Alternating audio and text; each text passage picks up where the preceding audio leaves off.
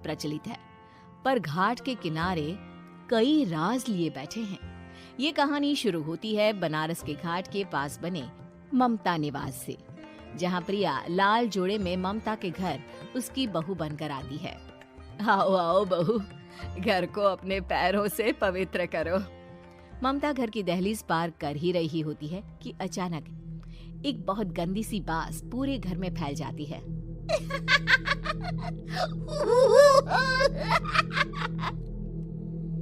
ये बदबू और ये आवाजें, ये कौन हंस रहा है माँ? अब ये पड़ोसी ना हमारे थोड़े अलग से है। कहाँ हम शाकाहारी और ये मांस मच्छी खाने वाले। छोड़, तू ध्यान मत दे और गृह प्रवेश कर। और हाँ बहू, अपनी सास की एक बात हमेशा याद रखना, इन पड़ोसियों से तो कभी बात नहीं करेगी। अच्छे लोग नहीं है ये। अपनी सास की ये बात मानेगी ना बेटा? हाँ माँ, जो आपकी मर्जी, मैं उनसे बात नहीं करूंगी।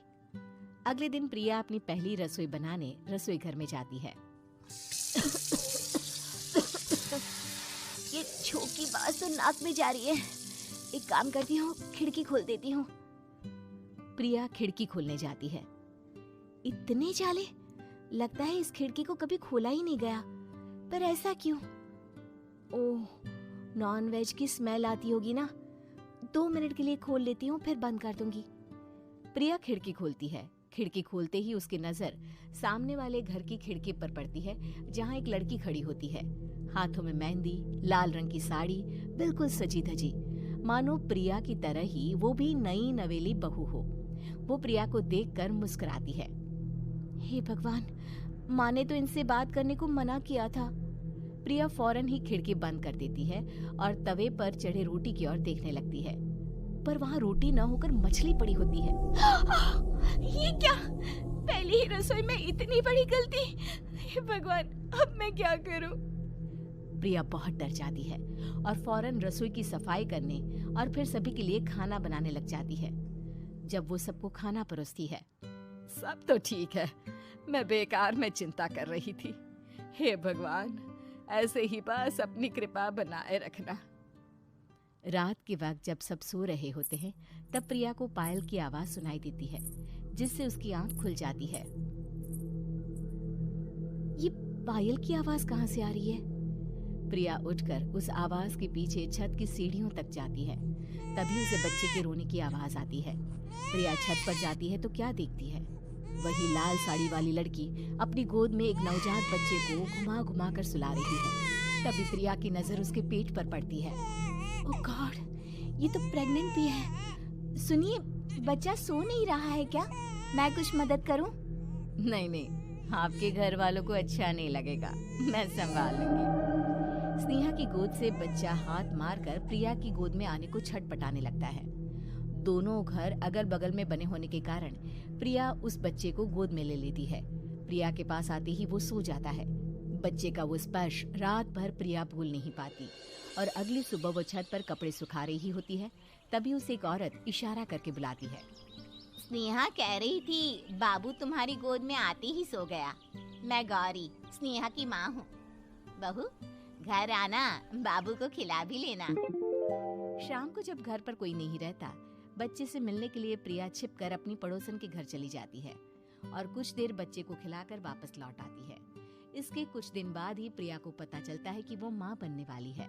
ममता की खुशी का ठिकाना नहीं रहता।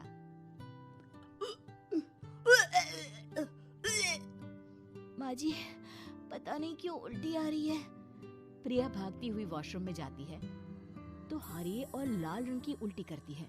उस उल्टी में से कीड़े निकलते हैं। ये क्या? खून और ये कीड़े! माँ! माँ! प्रिया की आवाज सुनकर ममता दौड़ कर आती है, पर बेसिन में कुछ नहीं होता। प्रिया हक्की बक्की रह जाती है। ये सब क्या हो रहा है? प्रिया घबरा जाती है और अपने कमरे में जाकर सो जाती है। डर के कारण वो इतनी थक जाती है कि उसकी आंख लग जाती है। तब उसे ऐसा लगता है उसके पेट पर मानो कोई बैठा हुआ हो। कौन हो?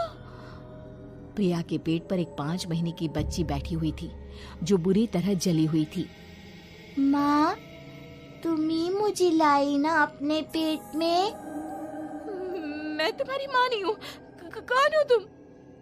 माँ, देखो मैं जल गई बुरी तरह से।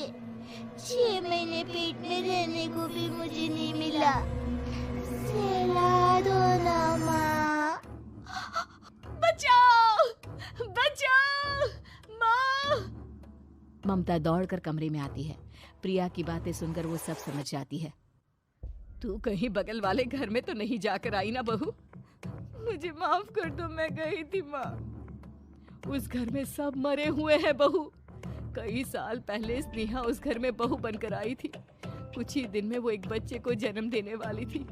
पूरा घर बच्चे के आने की खुशी में खोया था कि एक दिन अचानक उस घर में आग लग गई। सब बुरी तरह जलकर मर गए। गौरी आज भी दादी बनने का इंतजार कर रही है और इसीलिए स्नेहा ने अपना अजन्मा बच्चा तुम्हारी कोख में डाल दिया। ममता ये कह रही होती है कि पीछे से उसके पैरों को एक बच्चा पकड़ लेता है। दादी, दादी।